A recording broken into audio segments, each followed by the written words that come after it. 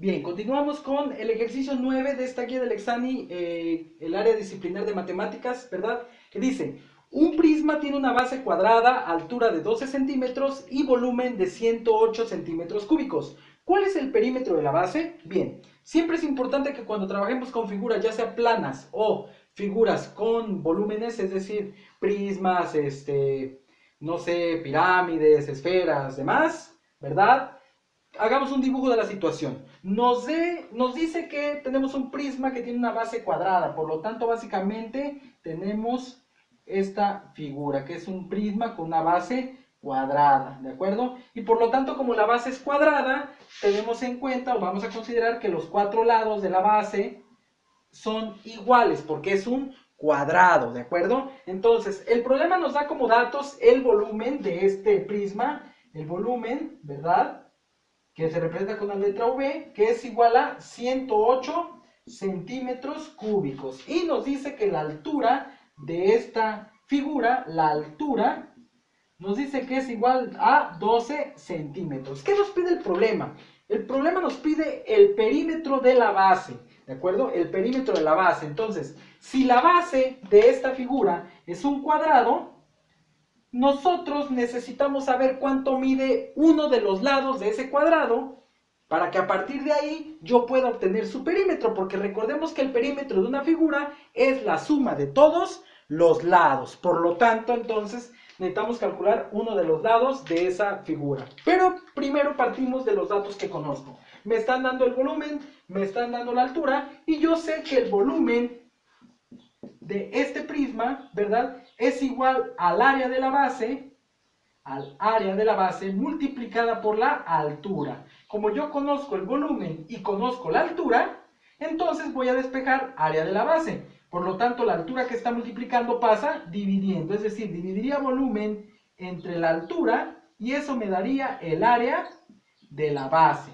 Por lo tanto, tengo que dividir el volumen, que es 108 centímetros cúbicos, lo divido entre la altura, que son 12 centímetros, y al dividirlo eso me va a dar el área de la base. Saco entonces mi calculadora o hago mi división de 108 entre 12 y me doy cuenta que el área de la base es exactamente igual a 9 centímetros cuadrados, porque recuerden que el área de la base o cualquier área se mide en unidades al cuadrado. Centímetros cúbicos entre centímetros me da centímetros cuadrados. Y 108 entre 12 me da 9. Por lo tanto, el área de la base mide 9 centímetros cuadrados. Oiga, profesor, ¿y a mí para qué rayos me sirve el área de la base?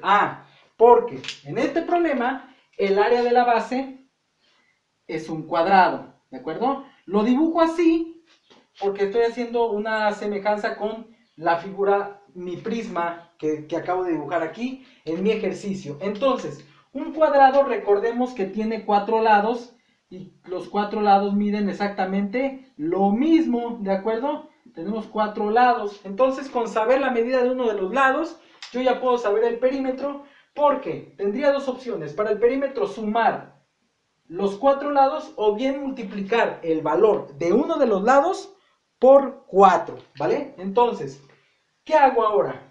Yo sé que el área de la base es de 9 centímetros cuadrados. Como es un cuadrado, ¿verdad? Entonces el área de esa base, es igual al lado al cuadrado. ¿Por qué lado al cuadrado? Porque esa es la fórmula del área de un cuadrado, ¿de acuerdo? Y si yo quiero la medida de uno de los lados, pues tengo que despejar el cuadrado, le aplico raíz cuadrada a mi lado izquierdo, a esa área de mi base, y esa operación me va a dar como el resultado el valor de uno de los lados. ¿Cuánto mide el área de la base? 9. Área de la base es igual a, el área de la base es igual a 9 centímetros cuadrados, lo sustituyo en mi fórmula, hago mis operaciones, raíz de 9 es 3, raíz cuadrada de centímetros cuadrados, elimina el cuadrado con la raíz y me queda simplemente centímetros. Por lo tanto, uno de los lados mide 3 centímetros. Recordemos que en los despejes normalmente se acostumbra que la variable o la incógnita que despejo me queda de mi lado izquierdo, pero si me queda de mi lado derecho tampoco pasa absolutamente nada, ¿de acuerdo? Porque en este examen no les califican procedimientos, les califican resultados, así que si lo tienen en la izquierda o en la derecha la letra, no pasa absolutamente nada. El lado sigue siendo de 3 centímetros. Y entonces, ya con la medida de uno de los lados, ya puedo sacar el perímetro que me pide el problema de esa base. Entonces, ¿qué tengo que hacer? Si ya tengo la medida de uno de los lados, para sacar el perímetro,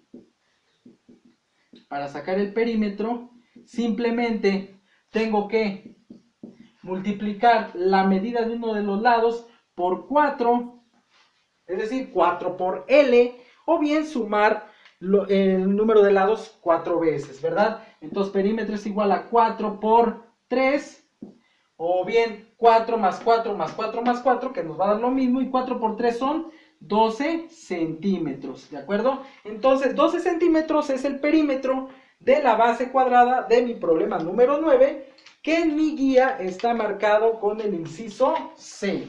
Entonces, el inciso C es la respuesta correcta de este ejercicio número 9, ¿vale? Entonces hay que seguir trabajando con los volúmenes, hay que seguir trabajando con los despejes, ¿vale? Vamos ahora con el ejercicio número 10. Recuerden que si tienen alguna duda con estos ejercicios, regresen el video y vuélvanlo a revisar con más calma para que quede todo un poco más claro, ¿vale? Entonces nos vamos rápidamente con el ejercicio 10. Ejercicio 10. Y el ejercicio 10 dice lo siguiente: el tramo de una carretera está inclinado. El tramo de una carretera está inclinado. Ajá. El tramo de una carretera está inclinado. ¿Cómo se muestra en la imagen? ¿Cómo se muestra en la imagen? Y la pregunta es, ¿cuánto vale su pendiente? ¿Cuánto vale su pendiente? Ajá. ¿Cuánto vale su pendiente si el origen está en el punto O? Si el origen está en el punto O, ajá, ahí está, ¿vale? Entonces, eso es lo que nos pide el problema. Nos da una figura, ¿verdad? Nos da una figura del tramo de una carretera que es un triángulo, ¿de acuerdo? Es un triángulo, ¿vale? Una especie de triángulo rectángulo que de esta parte mide 200 metros y de esta parte mide 800 metros. 800 metros. Y aquí está el punto O, ¿vale? Así viene mi ejercicio y entonces con esos datos me está pidiendo cuánto vale la pendiente, ¿vale? Si el origen está en el punto O. Este es un ejercicio muy sencillo. Lo primero que tenemos que tener en cuenta es dónde está el origen. El problema nos dice perfectamente dónde está el origen. Dice que el origen del plano cartesiano está en el punto O. Es decir, aquí está el origen. Por lo tanto, si yo dibujo mi plano cartesiano, ¿verdad? Así de esta manera, si yo dibujo mi plano cartesiano rápidamente, me doy cuenta que este es mi eje X y este es mi eje Y. Y el punto de cruce de mis dos ejes es el origen. Ahí está.